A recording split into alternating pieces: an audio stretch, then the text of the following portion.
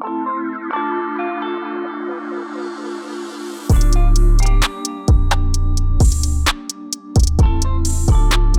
going on, YouTube? Welcome back. It's Yums, and today we're about to jump into another episode of Adjustments for Dummies. In this one, we're going to be talking about formation subs on defense, why we put people in certain places, who we put where, the ins and the outs, everything about it. But before we jump into it, if you could do me a favor, go down below the video and smash that sub button. We're trying to get to 500 subscribers this month. Some people say it's not possible. Be a hater. Sub up. Getting into it here, the first thing I do want to go over is why, first of all, that people put safeties at linebacker. But you can put safeties at linebacker in nickel formations, right? Now, there are ways in certain formations to glitch in linebackers in some of these formations. You can definitely get them in 4-6. It's a package thing in 4-6. So, like, if we go to 4-6, we can go to we can go to 4-6 normal. We can go to speed, and now we can get them in. So I'm sure somebody's gonna ask me that question in the comments. That's how you do it. But overall, if you want to get a formation sub in, we're gonna press Y or triangle on the formation.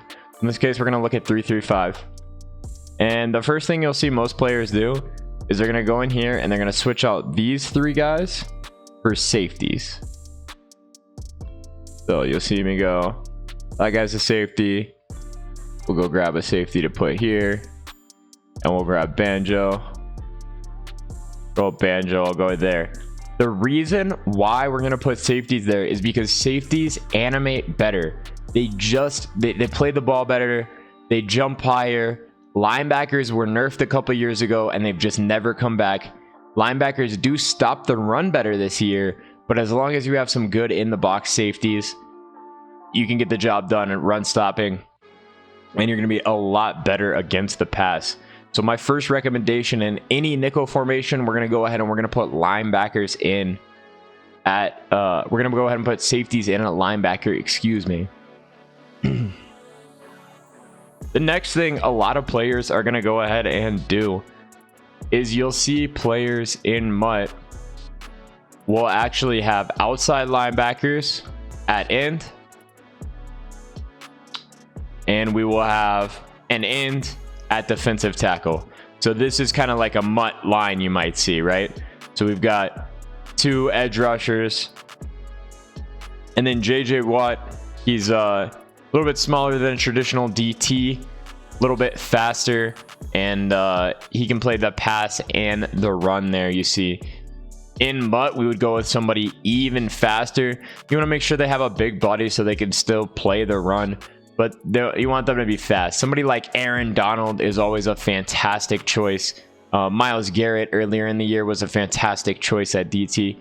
People like this are always going to be a great move at DT, but DTs in MUT not going to make it onto our field. As far as the linebackers, like I said, we're going to want to go ahead and pick faster rushers. So if we go ahead and use ends here, they are not going to be as fast. We can go ahead and put linebackers here in MUT, and we can get a couple extra speed. Y'all know that speed is going to be absolutely vital in MUT. And even if we are in regs here, like I said, we're going to want to go ahead and switch our line out to something like this. It's just going to give us that extra speed.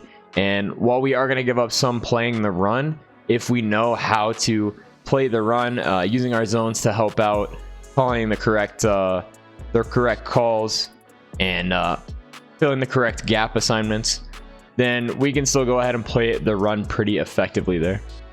The next position we're going to talk about are these safeties. Now, in years past, a lot of people would actually run corners back here.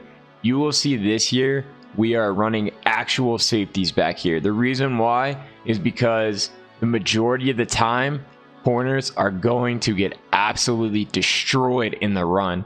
You're just gonna get run over, and with backs like Derrick Henry and stuff like that out, you really don't want it. You see some people like Zan Madden, who's in a match coverage scheme. He will have a cornerback at safety, but that's a different scheme. If you're playing in that scheme, you might go ahead and consider that, but otherwise I would recommend to actually stick 2 safeties back here, but you want them to be fast and tall.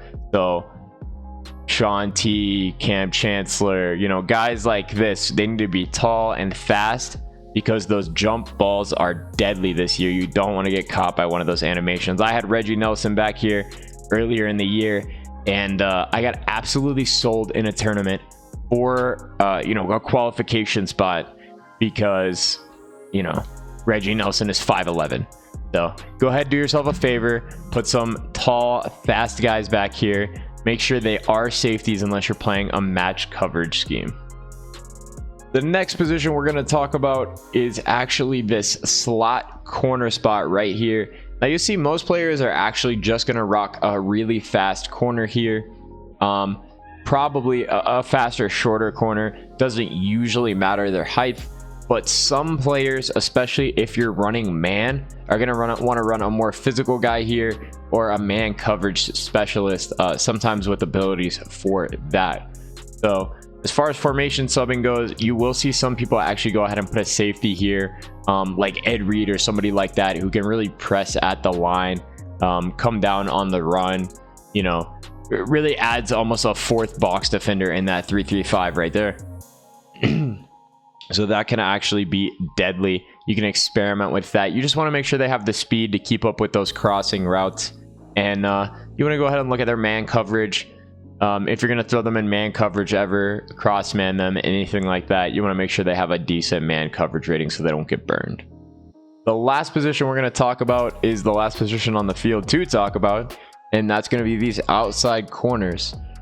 Now you're not going to see many people formation sub these out. Reason being, you usually already have your 2 best corners there, and that's what you want. You want the fastest guys, the guys with the best coverage on the outside.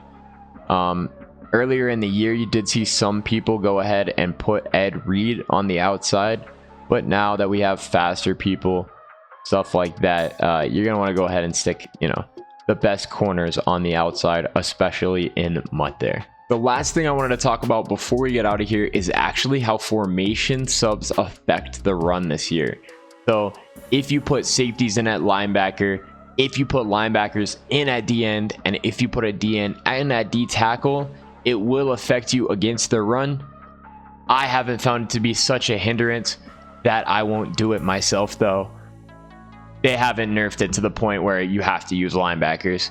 You can bring linebackers in situationally versus the run, but as long as you have 2 big body box safeties, you'll be just fine with safeties. That's going to go ahead and wrap up another edition of Adjustments for Dummies. If you did like the video, make sure to go ahead and like the video. What are you doing?